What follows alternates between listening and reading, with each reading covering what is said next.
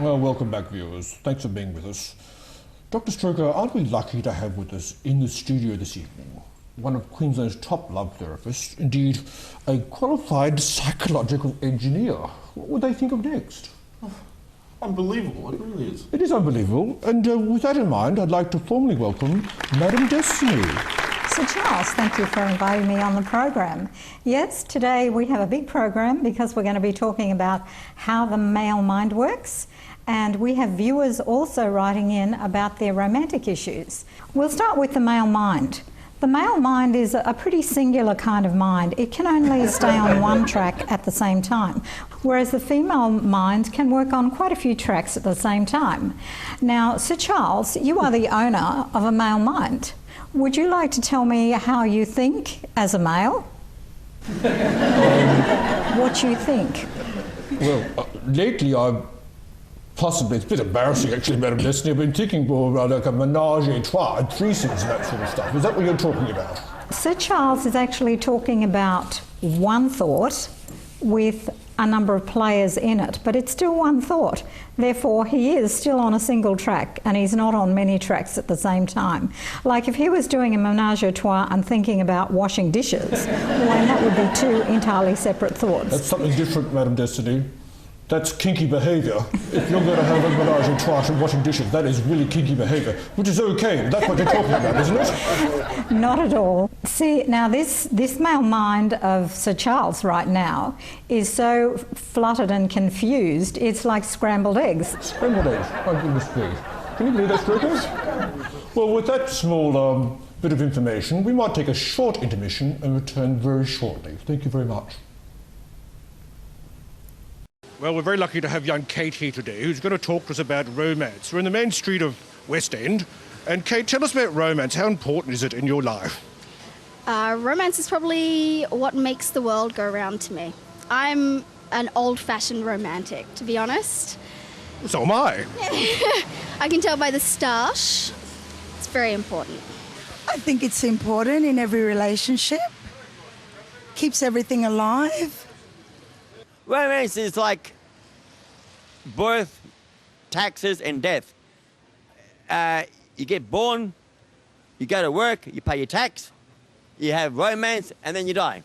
I have no romance in my life.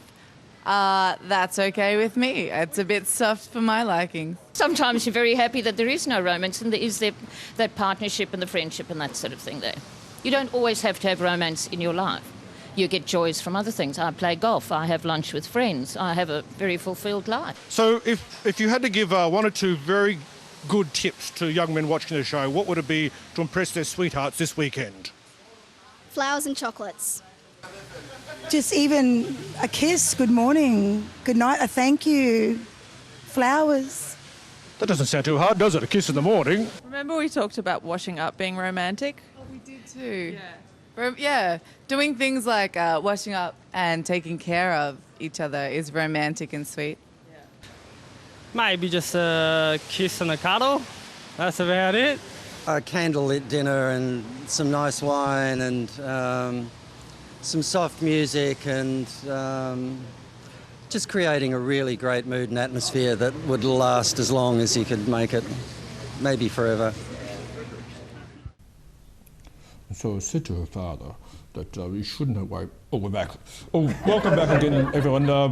Very nice to have you back. Now, with Madam Destiny here, and we've received some emails from viewers this week, which hopefully you can help alleviate some of their problems. So I'll begin by reading an email letter, if you don't mind. This is from young Samantha Preston from Deception Bay.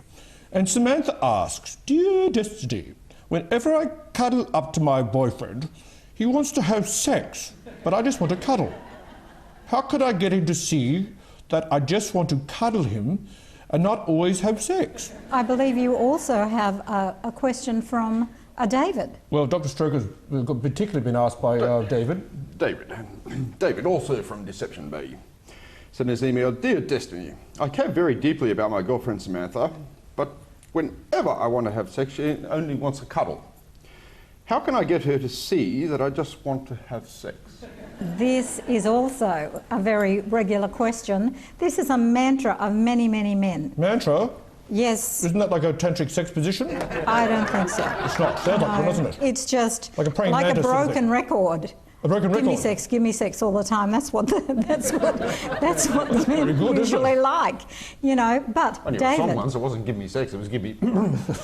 so they either do a pounce or they do a very slow, strategic, very planned kind of move on how they're going to work to get what they want from a woman. So Charles. Oh, what question did you ask again? This is how do you approach women?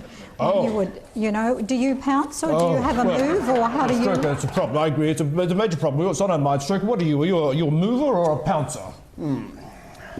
Sometimes I like to pounce myself. I see. Well, just putting that aside for a moment, I'm actually a very slow mover, very slow mover, and then I pounce like a tiger, you know this. That's me all over. So, viewers, you can see that we're going to have to try and figure out how David and Samantha can come together somehow. So that's in the next little bit.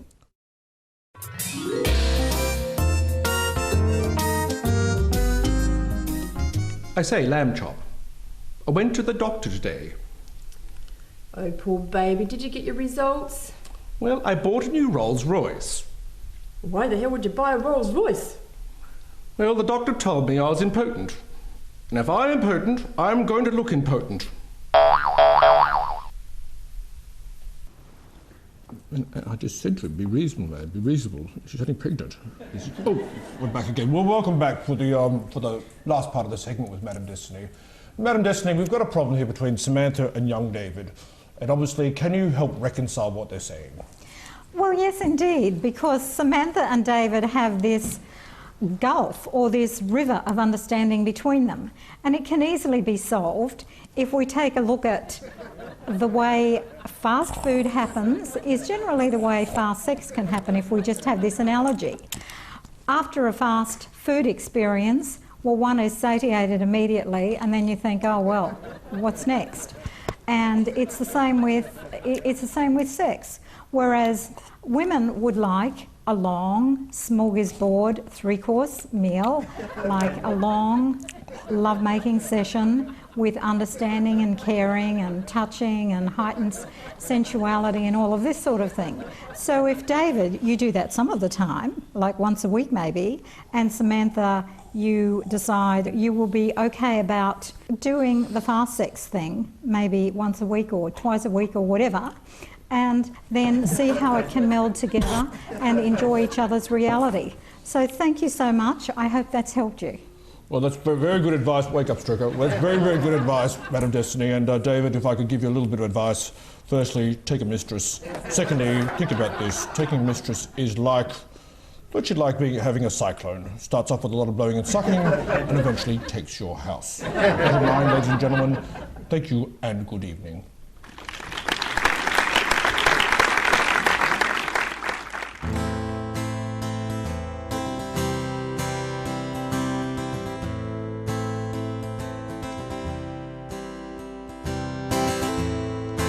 Broken window woke me up.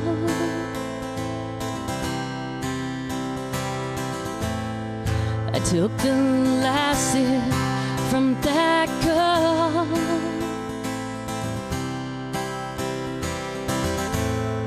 Shattered pieces from another world, one that's far away. So far away.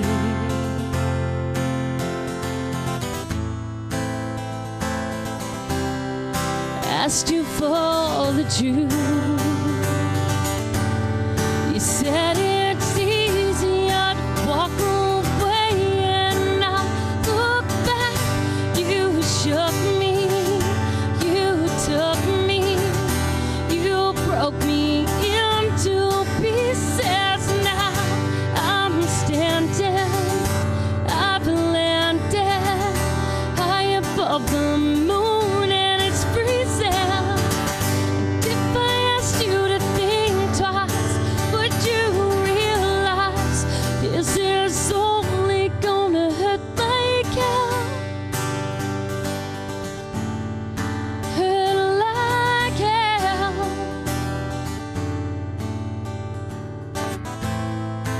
took my breath when you took my kiss.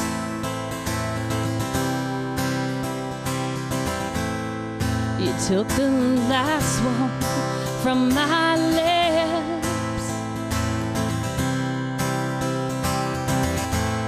And I can't see sense in all of this.